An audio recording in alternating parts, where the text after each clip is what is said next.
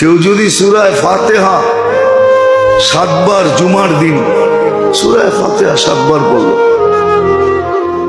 কুল হুয়াল্লাহ 7 বার, ফালাক 7 বার, নাস 7 বার, তো তার পিছনের গুনাহ মাফ।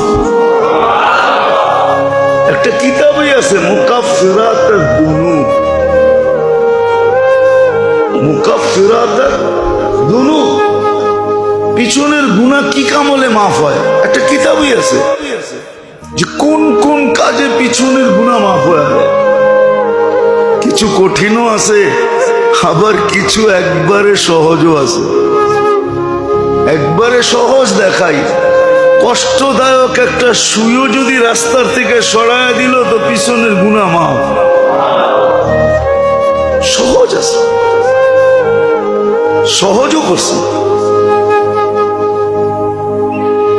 কেমন সহজ?